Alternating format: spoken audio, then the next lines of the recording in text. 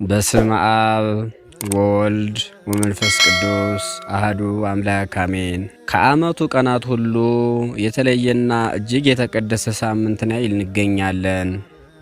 ሰሙነ ሕማማት።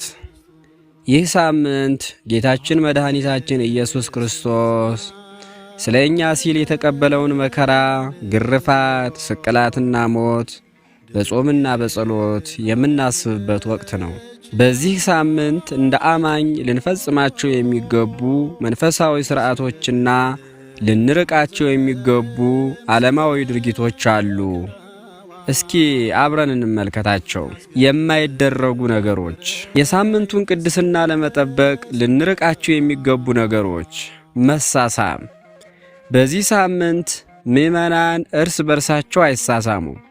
ለምን ቢባል ይሁዳ ጌታውን በመሳም አሳልፎ ስለሰጠው ያንን ክህደት ላለማሰብና በሐዘን ለመቆየት ነው። ሰላምታ። በአካል ተገናኝተን እንደምን ሰነበትክ፣ እንደምን ሰነበትሽ አይባባልም።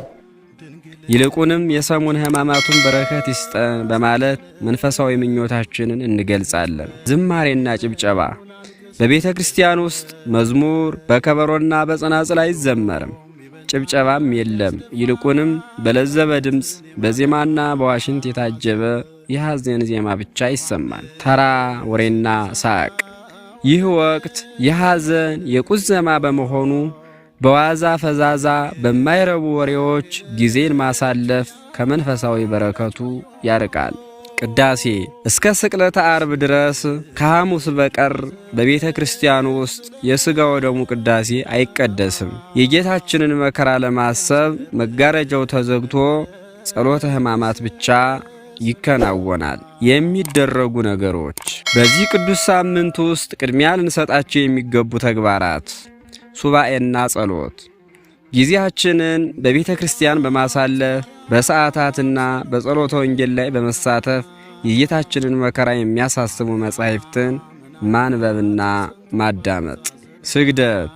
በሰሙነ ሕማማት ሳምንት በመስገድ ሥጋችንን ለነፍሳችን ማስገዛት ይገባል። ይህ በጌታችን ፊት ዝቅ ብሎ መከራውን የመካፈል ምልክት ነው። ጾም። እንደ አቅማችን እስከ ምሽት ድረስ በመቆየት የጌታን ረሃብና ጥብ በማሰብ እንጾማለን። በተለይ ዓርብና ቅዳሜን አክፍሎ ለትንሣኤ ብርሃን መዘጋጀት ትልቅ በረከት አለው። መታረቅና ይቅርታ። የክርስቶስ ሕማም የፍቅር መገለጫ በመሆኑ እኛም ከሰዎች ጋር የገባነውን ቅያሜ ትተን በይቅርታና በሰላም ልንቆይ ይገባል። ተወዳጆች ሆይ ይህ ሳምንት በቃላት የምንገልጸው ተራ የሐዘን ወቅት አይደለም። ከጨለማ ወደ ብርሃን፣ ከሞት ወደ ሕይወት የተሸጋገርንበት ታላቅ የድኅነት ጉዞ እንጂ። እኛም በዚህ ሳምንት ራሳችንን በመመርመር ኀጢአታችንን በማሰብና በንስሐ በመመላለስ የትንሣኤውን ብርሃን ለማየት እግዚአብሔር አምላካችን ያብቃል። ጌታችን ሆይ ስለ እኛ የተቀበልከው መከራ ለመዳናችን ምክንያት ይሁንልን። አሜን።